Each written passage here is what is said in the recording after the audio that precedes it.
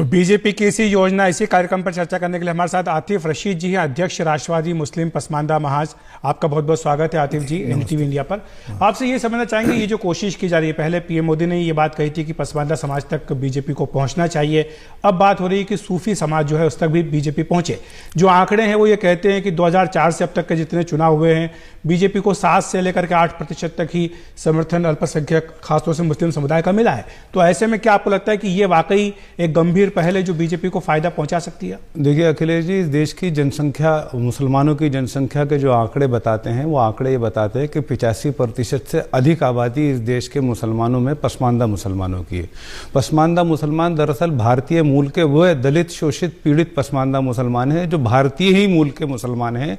उनकी आबादी 85% है।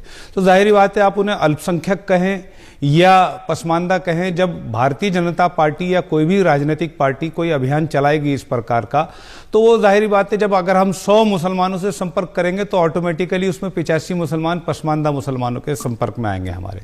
तो अभी भारतीय जनता पार्टी 2024 का चुनाव सर पर आ गया है।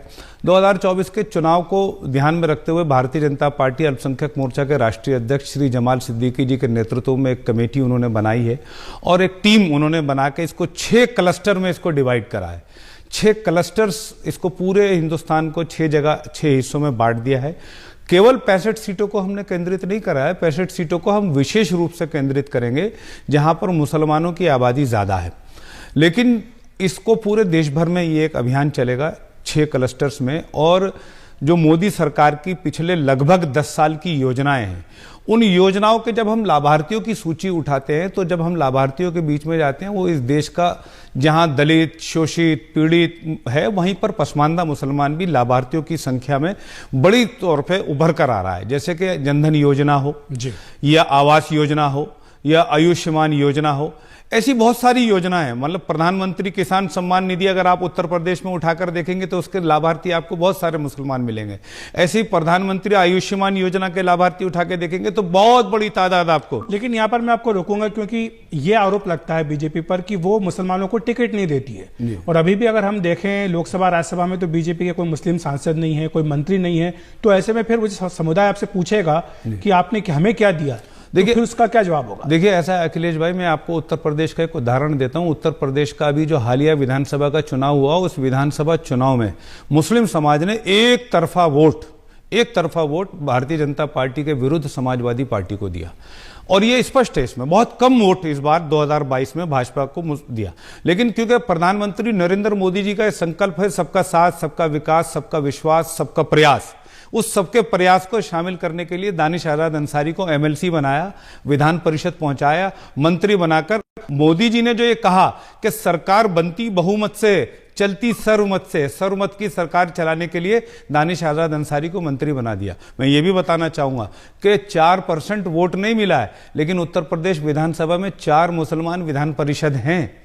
एक तारिक मंसूर साहब, एक दानिश आजाद अंसारी साहब, एक बुक्कल नवाब साहब, और एक वो जो हमारे पहले मंत्री थे जो अभी हज कमेटी के चेयरमैन भी हैं, मोहसिन रजा साहब।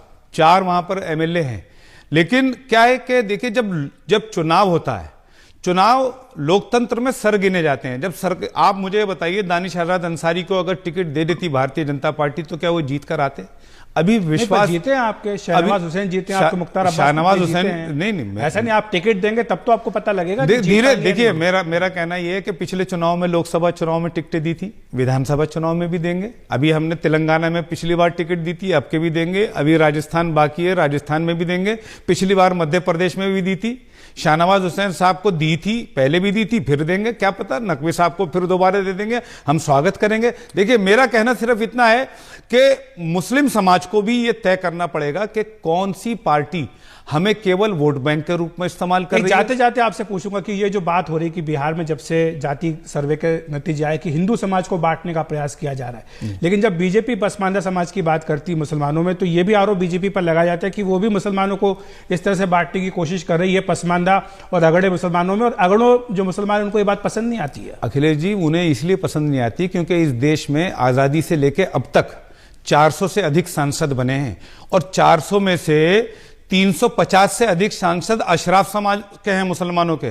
अब बात यह है कि आबादी हमारी 85% पसमानदा मुसलमानों की और हिस्सेदारी 15% मुसलमानों की, तो उन्हें तो दिक्कत होनी स्वाभाविक है। तो जितनी आबादी उतना हक जो राहुल तो गांधी- हमारा देखिए, प्रधानमंत्री नरेंद्र मोदी जी ने या भारतीय जनता पार्टी ने स्पष्ट करा है कि जिसकी जितनी हिस्सेदारी, जिसकी जितनी आबादी, उसकी उतनी हिस्सेदारी। अब अगर हमको हिस्सेदारी मिलने लगी है, हमारे बीच का दानिश अंसारी मंत्री बनता है, हमारे बीच का अशफाक सैफी, और मैं आपको बता देता हूं कि राज्यसभा में भी गुलाम अली खटाना साहब हैं, पिछड़े नहीं, अति पिछड़े हैं, वो भी जम्मू कश्मीर से आते हैं, भारतीय जनता पार्टी द्वारा उनको पहुंचाया गया है, वो वहां तक आवाज पहुंचा रहे हैं। मैं तो इस देश के पसमानदा मुसलमानों से ये अपील करता हूं, 1 2 3 4 5 जितने लोगों को भी भाजपा टिकट दे, आप उनको जिताइए, अगली बार 10 ये चुनाव में आप अपील कीजिएगा। फिलहाल आपका इस चर्चा के लिए बहुत बहुत धन्यवाद आतिफ जी, हमारे साथ जुड़ने के लिए, विस्तार से बताने के लिए, इस पूरे मुद्दे पर रोशनी डालने के लिए बहुत बहुत शुक्रिया। तो ये थे आतिफ रशीद, अध्यक्ष थे